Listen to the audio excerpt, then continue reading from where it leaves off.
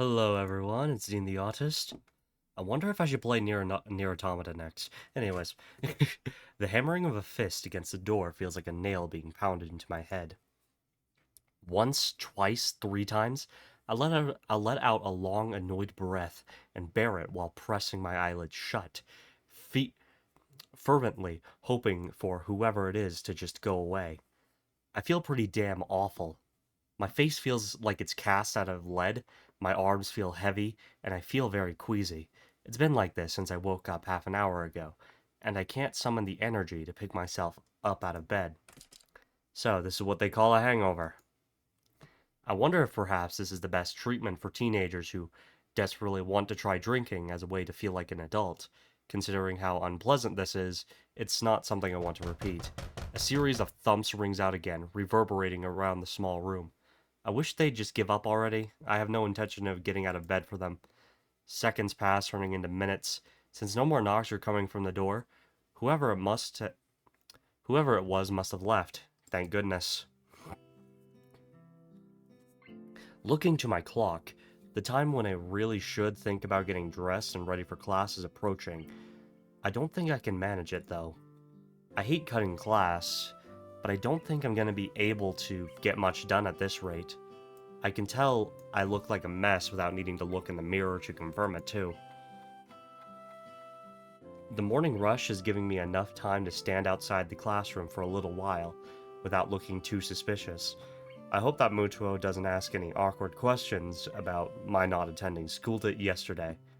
I was sick, that much is true. It's just that the reasons for it that I have to hide. Confident I could get by with a tactical omission of certain truths, I stride into the classroom, doing my best to appear normal. The instant I open the door and take a single step in, I can feel a dozen eyes looking at me. There is no way I'm imagining this. They're not even making any attempt to hide it. My eyes take a quick sweep around the classroom, and I spot Hanako. We make eye contact momentarily before she looks down and stares very hard at her desk. Did she spill the beans? Muto may be okay as far as teachers go, but underage drinking on campus is not exactly something that should be taken lightly. I look at him with some trepidation. Feeling better today? Yeah, thank you. He motions for me to take my seat, my legs feeling like sticks as they carry me there. This is going to be a long day. As soon as the lunch bell rings, I'm on my way to Hanako's desk to ask her what's going on. Hanako, did you tell? She looks up at me and shakes her head. That's a big relief. It's just. Well, hello there, Hee-chan. It's nice to see you again today. I grimace and turn towards the unmistakable voice coming from behind me. That was way too upbeat a tone of voice to feel comfortable, even from Misha. Misha's happy smile is nothing out of the usual. Shizune's, though, is a very bad sign. The one she wears as the one she wears has become notched into my brain as her "I've got you 7 ways from Sunday" smile. Hi Shizune, Misha, you look happy to see me. Not feeling well yesterday, Hee-chan? No, I wasn't. But I'm feeling better now, at least. Oh, I did not mean to do that. Okay.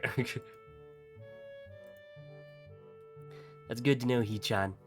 Why do I get the feeling that Shizune is leading me into a trap? You sound like you're not being completely serious. Oh no, Hee-chan. We're genuinely pleased that you're all better now. Shizune is positively overflowing with happiness. There's only one reason why she would be like this. Oh no. In fact, we were quite worried about you after all. You, Hanako, and Lily were all absent from class on the same day. Yep, she got us. So thoroughly that all I can do is sigh in defeat. I guess you have your own theories about this. Could you just kinda not tell anyone? It's a bit late for that, Hee-chan. I suppose she's right. Considering the looks I got as I entered class, still, things only seem to be at the level of vague suspicion rather than outright accusations, so we'll probably be fine. Hanako's face sinks a little further. Such attention is troublesome enough for me, let alone for her. Going by Chizune and Misha's reactions, I think they noticed this as well. The only reason why we're giving you such a hard time is that you ignored us yesterday morning. Yesterday morning? It takes a while to recollect what happened then, given the haze induced by the generally awful state I was in at the time. Oh right, the knocking. That was you two? It was. And you left us there for ages after we'd taken all the effort of coming to your dormitory early in the morning. Sorry, I was having a problem with nausea? A problem with nausea. They're not buying it. I can't blame them. Shizune's head drops in resignation before she reaches into her pocket. Something white and yellow can be seen sticking out a little, and as she pulls it out, it turns out to be an envelope with very bright decorations on it. Since she points it towards me, I duly take it. This is what we're trying so hard to give you, Hee-chan. You don't check your... I tune out the sound of Misha's voice as my eyes register what's written on the envelope. Iwanako. I stare at the envelope for a moment, before suddenly remembering there are people around me. There's a very strange, somewhat invasive feelings about their expressions. I kind of want to be alone right now. Iwanako? It's nothing. Thank you for bringing me this, you two. I should think so, after what we went through to get it to you. I step back and say my goodbyes. Misha theatrically pouts, even as I go out the door, but Chizune and Hanako remain very visibly curious about my reaction. I hope they won't interrogate me on this later. The smell of the gardens is, as always, a very pleasant sensation.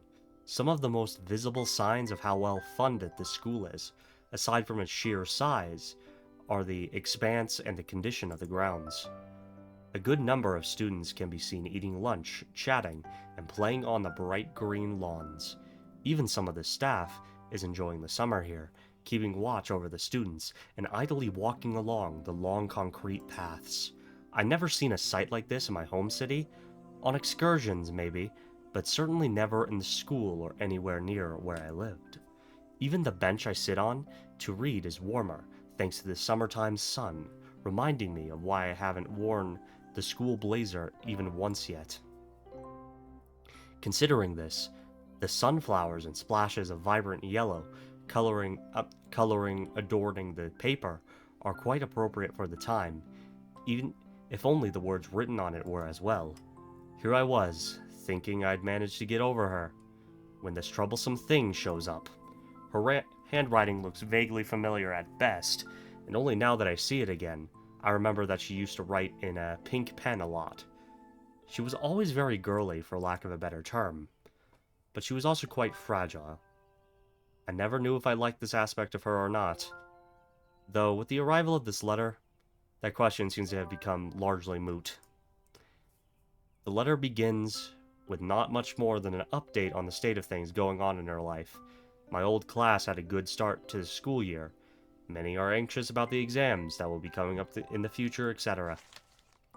But it ends on a very personal, if brief, note.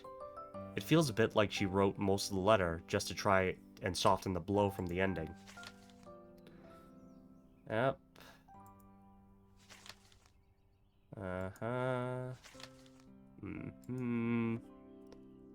And so, that's that. Our relationship is over. Nice, neat, and tidy, with no ambiguity. Sorry about that. I hadn't held on to any illusions that it could ever begin anew. Last time she visited me, neither of us said a thing, except for the one word she said as she left for the last time. Goodbye. Be it as it may, this feels more final. The capstone on an experiment that both of us tried and failed at. A loud shout draws my eyes away from the letter. It's just some students horsing around, with one of the teachers standing nearby, coming over to talk to them. Are you okay? A tentative voice comes from my side. For a moment, I assume it to be Hanako, but it's actually Yuko. Oh, hello, Yuko. I thought you'd be in the library. She gives a cheerful smile, one quite fitting the atmosphere, and flourishes the empty wrapper of a roll in her hand. She must have someone else covering for her while she grabs something to eat. It reminds me that I haven't had anything to eat yet. I don't feel hungry though, and skipping one lunch won't hurt. Mind if I sit here? Sure, go ahead. I quickly slide the letter back into its envelope, slipping it inside my bag, propped against the side of the bench as Yuko takes a seat. She drops the wrapper into a bin beside us. Without much else to do, I lean back and take what enjoyment I can from the sun, silently reflecting on the letter. The lush lawns, the clear blue skies, everything looks so different from the way it did back then. Even the school surroundings, from the hill it's on to the woods around it, are completely opposite of the urban scenery I remember. Maybe this is what it's like to feel homesick. Then again, it's not an outright bad sensation. The feel of the area around Yamaku, while very different, is also nice. I think I could get used to it. Hey, Hazao? Yeah? You didn't answer my question from before. I wasn't going to say anything, but you still look troubled. If you don't want to say anything, though, that's okay. I don't mind at all. Sorry for asking something strange like that. I don't mind. It's just, I got a letter from someone I knew before I came to Yamaku. I got a letter from someone I knew before I came to Yamaku. It made me think about some things. I thought I'd managed to get over most of the problems, but my accident caused. But now I'm not really so sure. I kind of wish I'd never seen it. I don't think that's good, Hazao. When my boyfriend left me, he did so very suddenly and never let me know why. At first I was very depressed about it, but I decided to forgive him. You forgave him? Couldn't he at least talk properly with you about it? He was always one of those people that found it difficult to come close to others. In the end, I decided that I fell in love with him for a reason. He was a good person, and I think if I had been in his position, I would have probably found it just as hard to try and talk to him. I don't really see the connection to the letter I just got. I mean that, how should I put this? It must have been very hard for that person to send that letter. And if they did, I think they must have thought very hard about exactly what to say. Iwanako managed to write this letter and bring a final close to our relationship, something that I never managed to do. Whereas here I am, trying to protect and help Hanako as best I can, especially with Lily leaving for a while, and I'm not even able to deal with my own problems. Does that make sense? She's taken my non-response and furrowed brow as doubt. She really reads faces too much, just like a certain other person. Yeah, that makes sense. The letter was kind of a shock, really. I think I tried to fool myself into thinking about thinking that my life reset when I came to Yamaku, but now I'm suddenly aware that it didn't. I'm at a bit of a loss about how to deal with these feelings. I think that's something I can't help you with, sorry. It's fine. I think being able to talk with you helped me get things sorted out a bit better in my head, so thank you anyway. She nods and smiles sweetly. Yuko is a nice girl, so it's a shame she's so highly strung so often. The school bell ringing startles us both. I was supposed to be back before the bell. Whoops. She jumps off the bench and almost races off without a second word, but turns on her heel as she remembers she was talking to me just now. I'll see you later, Hazao. Cheer up, okay? I'll try to. Thanks, Yuko. With a quick bow, Yuko takes her leave and begins her rush to the library. Her flight catches the curious eyes of a few passing students who are unenthusiastically trudging back to their classes after their fun. Reluctantly standing from the bench, I dust myself off and join them. Even while I walk through the gardens back to the main building, the thought of the letter in my bag doesn't stray too far from my mind.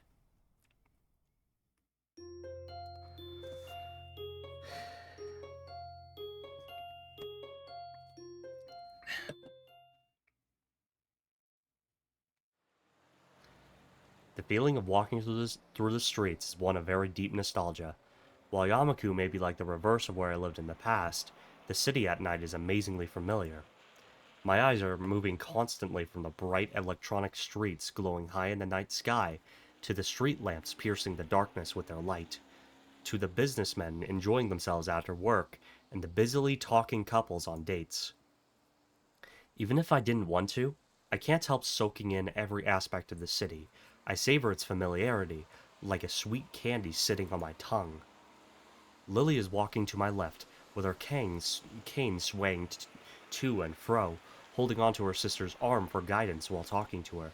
Compared to traveling by taxi or bus, being driven by Akira in a rather nice car was a much more enjoyable experience. Maybe not for the person on my right, though. While Lily was used to her sister's driving style, and I quite liked a bit of excitement, Hanako was holding very tightly to the door for most of the trip. Everything looks so pretty at night. Hanako quickly looks down, yet again, as she accidentally catches someone's gaze. Yeah, it does.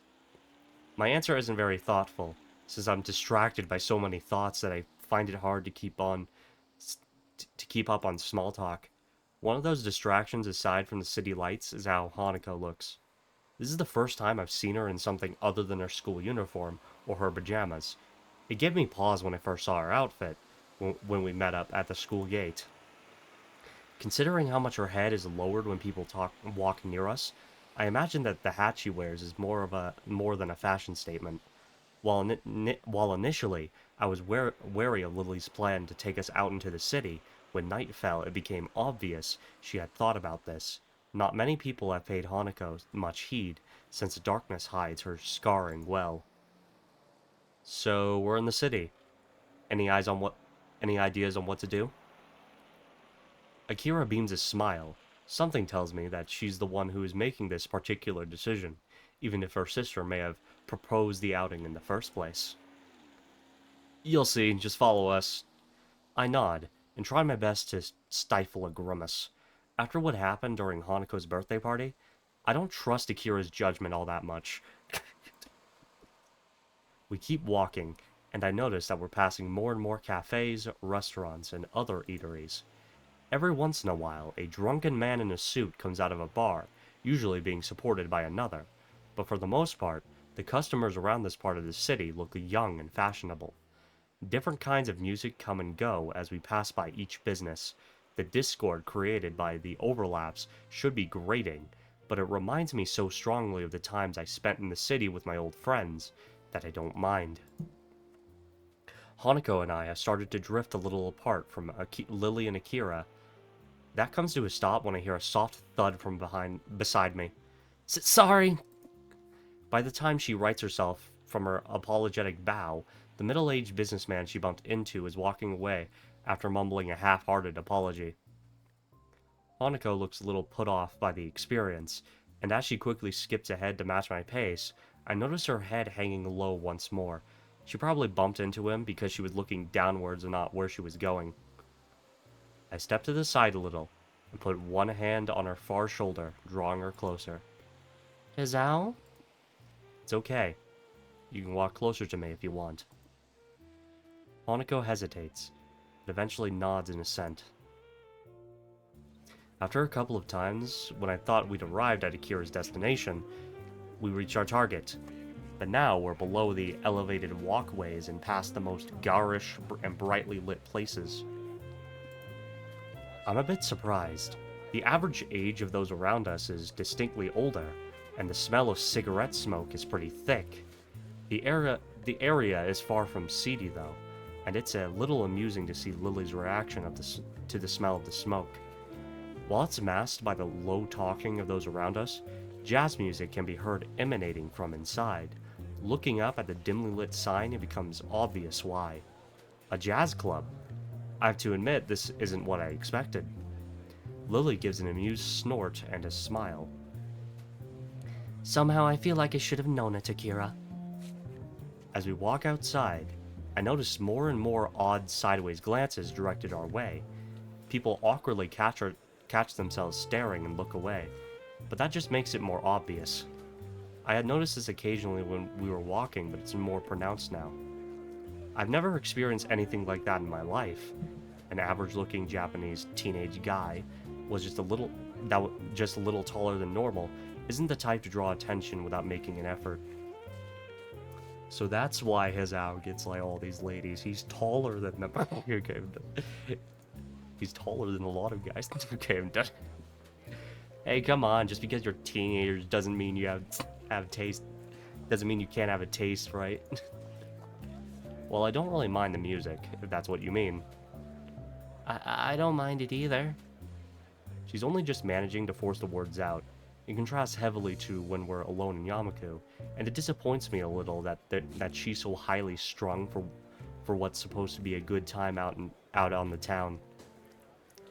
It's hard to read Hanako's face as she keeps looking downwards. It's a little wonder if she doesn't often come out into the city because of this, and it makes me a little thankful that my own scarring is easily hidden. Lily has a similar way of attracting people's gazes, but the reason for it is clearly different. She hardly looks like a native, and the same could be said for her sister. That much is far more noticeable than her blindness from a distance. She may not be able to see this for herself, but I have little doubt she can hear the odd whispered phrase from people who think they're out of earshot.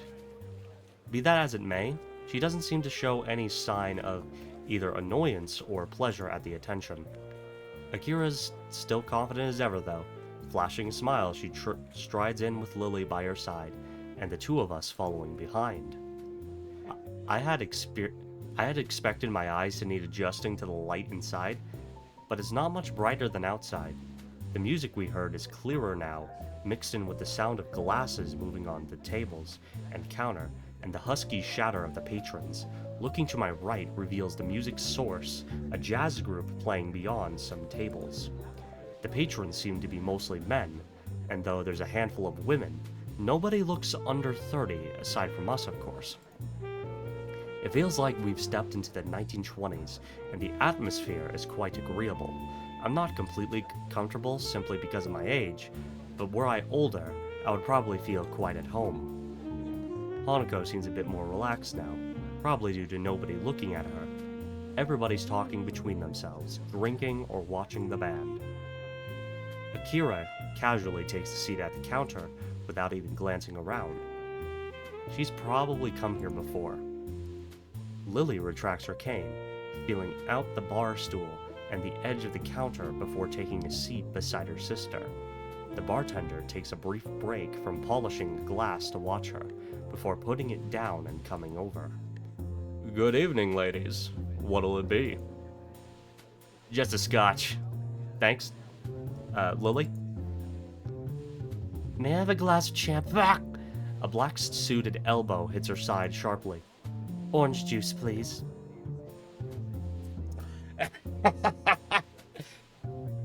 Lily, I don't need you to be ID'd. Lily, we're not like alone in some seedy bar. We're like, I don't want to break the law. We're about to leave. We're about to leave Japan. What the fuck are you doing? Okay. Orange juice, please. No problem. Coming right up. The bartender starts to pour their drinks. A couple of seconds pass before Akira suddenly remembers that Hanako and I are indeed here, and turns around to us. You two want anything, or are you just gonna stand there? Hanako seems to be getting a bit restless. No matter where we're going to seat ourselves, there's going to be people right next to her, and I don't think she looks convincingly older than 20, unlike Lily. Looking around, there's a game section on our right. A couple of billiards tables can be seen in the corner, and nobody's using them either. I glance to Hanako, about to ask her if she'd like to play, but she's already looking longingly in the same direction. Maybe it says something that we can get by with so few words nowadays. We'll go play pool over there. Akira leans back to see past me, before shrugging and sitting back up. It seems you'll have to put up with only me for company. How unfortunate. Have fun, you two. We turn and set off for the abandoned corner, with Hanako taking the lead. The prospect of a nice, quiet game away from everyone makes her walk noticeably faster. Her eyes stay firmly fixed on her prize. The table's full size and well lit, despite the surrounding darkness. Thanks to the bright overhead lights, a huge painting of something covers the wall. Yeah, like what is that? There aren't many people milling about this corner of the club, and I can see Hanako becoming a little less tense as a result. You know how to play? I'm no expert, but yeah, I do. Then, 8-ball? Sure.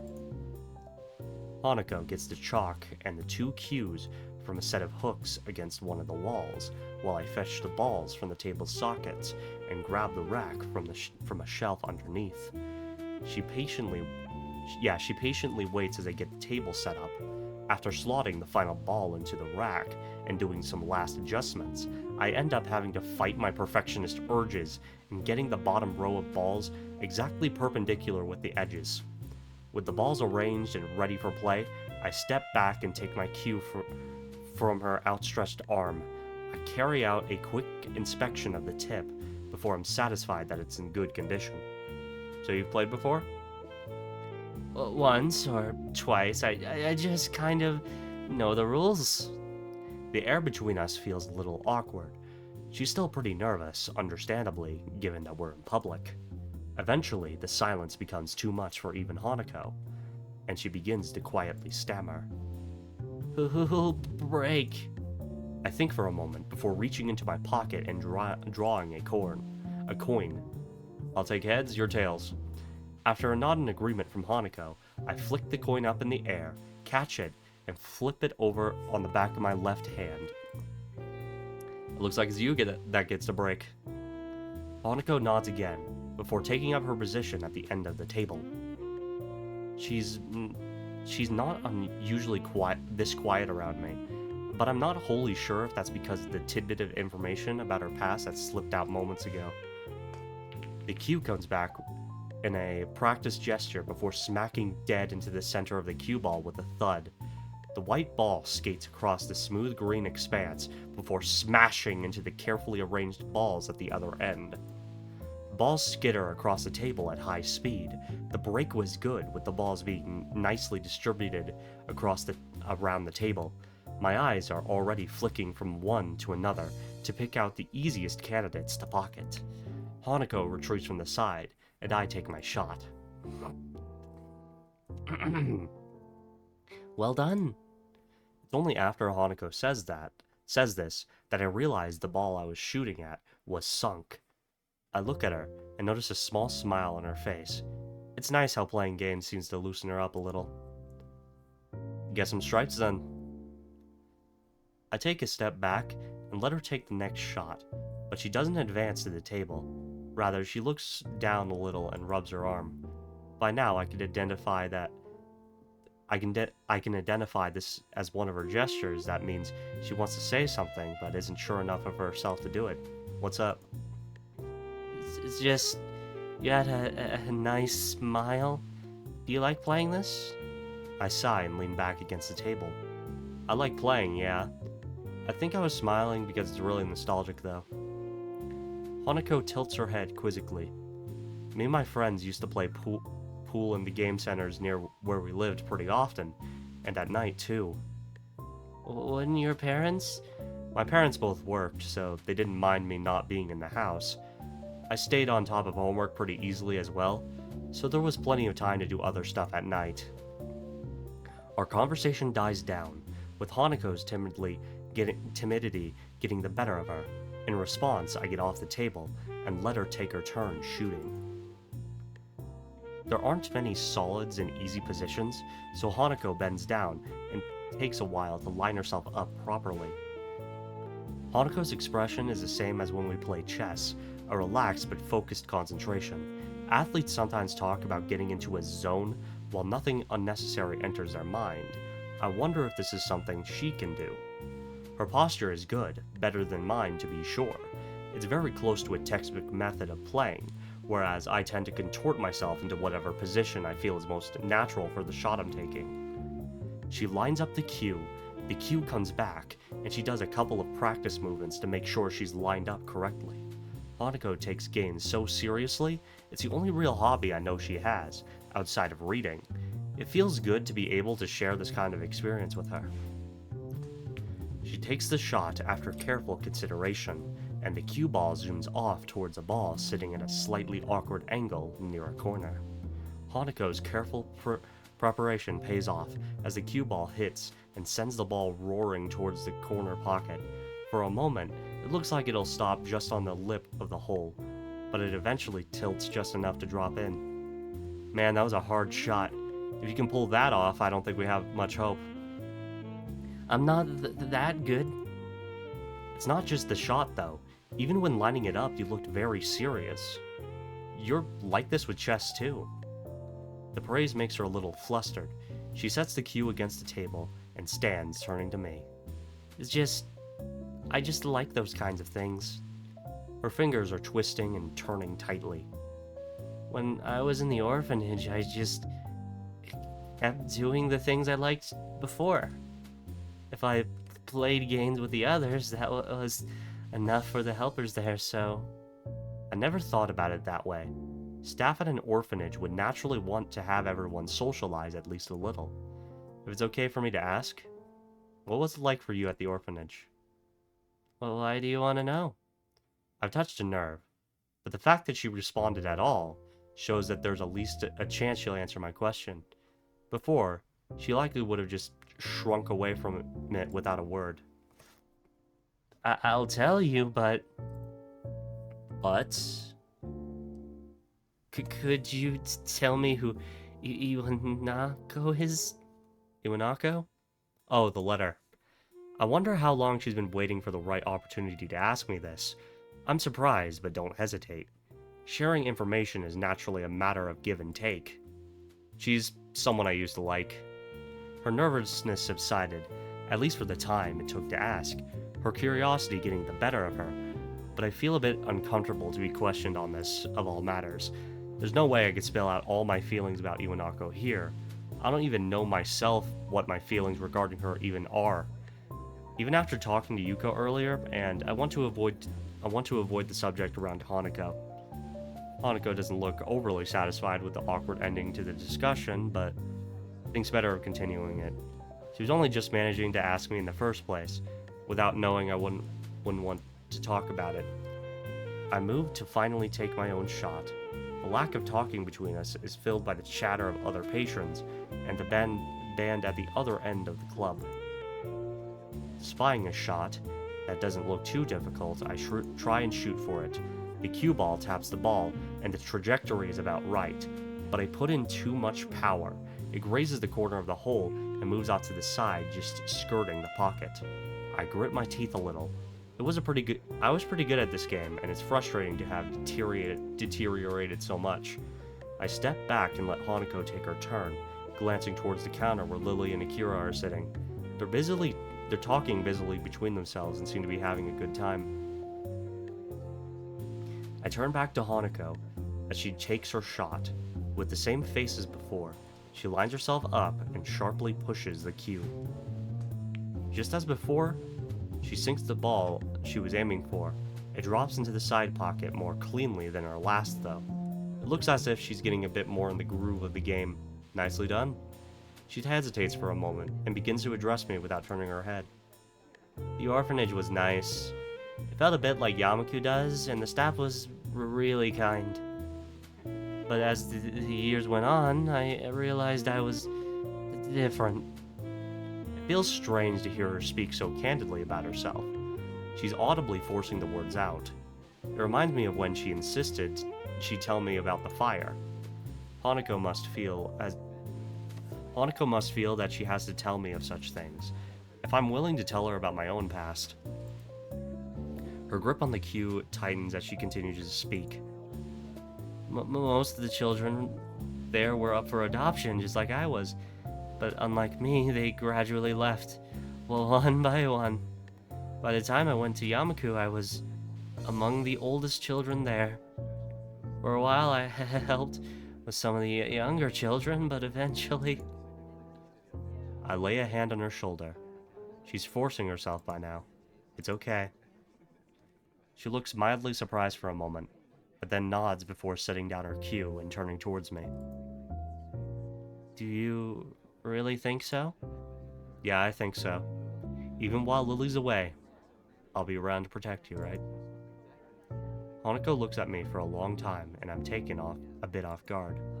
Her expression hasn't changed from before, still looking somewhat maudlin, and silences between us aren't unusual.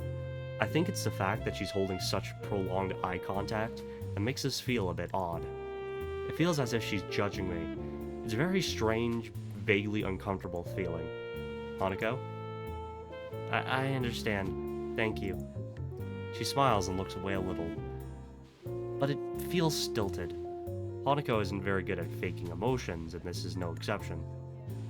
I move to the table and take my turn to try and distract myself, but it doesn't seem to work. Does she think I'm not up to the task of helping her? Is she disappointed in me?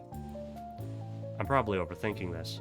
While her silences are just an accepted fact of life by now, sometimes I do wish she'd speak more. With a thud, I send the white sphere careening down the table into my target. Ah! Hanako sees what's happening just as I do. The ball hits hard, with the striped ball I'd intended to sink veering off towards the 8-ball. Sure enough, but as both Hanako and I look on and bite our lips, they connect, and the 8-ball rolls leisurely into a corner pocket. All I can do is sigh. It looks like Hanako is smiling again though, so maybe it wasn't all for naught. That was an awful shot. You win. It seems we're getting pretty rusty after all this time. Hanako bends down and begins to shoot the remaining balls into the closest pockets. I almost ask if we could play another game, but a quick check of my watch confirms that the night is getting pretty late. Lily and Akira appear to still be drinking at the counter. It seems that we'll have to drag them away. Hizao? I turn back to Hanako, who's still looking over the pool table shooting balls. Her voice sounds different from before. I'm here for you as well. Ah. I suddenly find myself blushing. It's only natural that she'd respond this way given what I said earlier, but it's still a bit of a shock to actually hear it. It's just what is my relationship with this girl? I want to protect her to make her happy. I'm not really sure that it's something like love, but I don't think these are the same kinds of feelings I have for Lily either. Just intense close-up of I feel sorry for her having to go through so much in her life. Her parents died in a house fire and she lived in an orphanage for much of her childhood. I can't even imagine that kind of life. But I feel like there's so little I can do for her, especially now that Lily's going to be leaving the country. Hanako and I finish tidying up the table and cues, and pick up Lily and Akira on our way out of the club. It feels like something has changed between Hanako and me. I can't quite place what it is, but Hanako is acting differently now. I feel like we're further apart, if anything. So, you enjoy yourselves? Hanako and I both nod and agree. The game was good, and we both did learn more about each other, so it's an honest answer. Lily appears to be a little distracted. Worried about the trip, Lily? She pauses before sighing and smiling weakly. A little. It means quite a bit. The comment earns a clap on the shoulder from her sister. Hanako smiles back, too. You'll be okay, Lily. I hope you can enjoy your time over there. Thank you, Hanako. I'll try to. It will be nice to be back with my family, after all, no matter for how brief a time it may be. With that, the four of us begin the walk to the car park where Akira's car is. We continue to talk between ourselves, but it's mostly just small talk.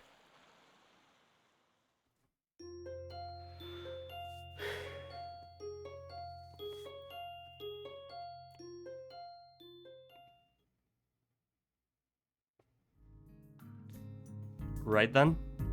Are you taking the bus, Lily? Lily? Lily motions to a large suitcase standing beside her. I'll have to take this with me, so I've booked a taxi. It'll meet us at the school gates in about 5 minutes. Ah, I see. Lily reaches down and feels out the handle of her suitcase. Its weight causes her some difficulty, so I quickly offered to take it myself. That is awfully kind of you, Hisao. She has no qualms about accepting. I end up picking it up. It's not what I'd call light, but it's not exactly heavy either. I don't think I'll have too much trouble carrying it. Well, thank you then. We should hurry though. If the taxi leaves then, it'll take quite a while to book a new one. Are you ready, Hanako? Yeah, let's go. We rush to the gate as fast as we can, only to find that the taxi has yet to arrive. Well, nothing like a bit of exercise in the morning. The nurse told me I should be doing that. I think you probably had other things in mind, Hisao, probably with more regularity. Do you intend to be helping people with their luggage every day? I guess not. Looks like we're in a bit of a wait anyway. How long should we wait for the taxi before calling them again? I would say another 10 minutes. But they've never let me down before. There's probably just a little traffic. Okay then. So how long is the flight to Scotland? About 16 hours, if I remember correctly. It's a little hard to tell with the changing time zones. So long. It's now that I realize Hanako has been unusually quiet, even for her. She doesn't handle stress well, so she's looking really uptight. Yeah, I can't imagine being on a plane for that long. I've only ever flown on a short family holiday trip up north. So it really is quite hard to fathom. If Hanako spent so much of her childhood at an orphanage, she's probably traveled very little, let alone flown. Yeah, there was... Okay, so, in my life, there's been multiple occasions where, like, I had to fly around and, basically, pretty much sleep at an airport and on planes. But, there was... Let me think, there was the before and... Yeah, there was the before and after summer trips I did in my so basically when I was a kid, due to my parents' divorce, what ended up happening is that in order to visit my father, basically me and my siblings, we would have to go on a plane and to like the other side of the country. And basically what would happen is that at the beginning of the summer, we would fly to one end of the country, and then at the end of the summer, we'd be sent back through planes. Most of the time it was planes. There was one year where we had like a road trip, but most of the time it was planes. So, yeah. Anyways, yeah, because my father's side of the family is very well off, but, you know. Anyways, so yeah, that I got that experience, and then there was moving to the state I'm currently at, because we had to move from, again, one end of the country to another end of the country, so so like, you know, more planes and stuff, so, you know, it was weird. Plus, like, you know, in order for me to get a job and, you know, get a storage unit so we can move all our stuff and things like that, I had, like, me and one of my siblings had to been moved out first, so that was hectic and chaotic and stuff, and yeah. And I know what it's like to be on a plane. I know what it's like to be in an airport for several fucking hours. It is horrible. I would not wish that upon anyone. Like, if hell exists, I imagine it like a much more torturous airport. Why? Anyways. I've only ever flown on a short family holiday trip north, so it's really quite hard. Yeah, okay. It's not too bad. I'll spend most of it either asleep or catching up on my English. I hardly use that here, so I need to refamiliarize myself with it a little. Will your accent be a problem? I wouldn't worry about that too much. It may be an issue initially, but I should be fine once I get used to it. We all moved to sit down on the small bench beside the school gate in silence. Strangely enough, Even though I know that Lily is going away, I can't think of anything to say to her. Lily is a relatable person, so it might be because she isn't the one that I'm thinking of most. Lily might not be able to see it, but Hanako's chewing her fingernails nervously. I move to talk to her, but I can hear an engine straining up the hill before I get the chance. I think that taxi's on its way. Well spotted, Dazao. I only just heard it as well. A small wave of pride washes over me. To have noticed something at the same time as Lily must mean I've become more aware of my surroundings. Anyway, we won't have to call the taxi company nor worry about missing Lily's plane. Once the taxi stops and we're standing, the driver rolls down a window and leans over. After confirming that yes, Lily is the same Lily Sato that booked the trip, we sort out her luggage. The driver opens the trunk of the taxi and takes Lily's suitcase, with Lily climbing into the back seat as he loads it into the truck and slams it shut. After getting back into his seat and shutting the doors, he waits for us to say our farewells. Have a safe trip, Lily. Take care of yourself. Hanako looks understandably downcast, and that much is obvious even in her voice. Of course I will. I'll be back before long, don't worry. There will still be another person here for you too, won't there, Hazao? Yeah, of course. I turn and smile to Hanako, putting my hand on her shoulder. She only manages to keep eye contact with me for a couple of seconds, her cheeks red all the while, before turning back to Lily. See you, Lily. Goodbye. Lily gives her farewells to the both of us. With a fair measure of reluctance, without any further ado, the driver starts the engine once more, and they begin the journey down the hill and towards the airport. The two of us stand at the gates for a long time, even after they've disappeared from sight, not really knowing what to do. So, what do you want to do now? I don't know.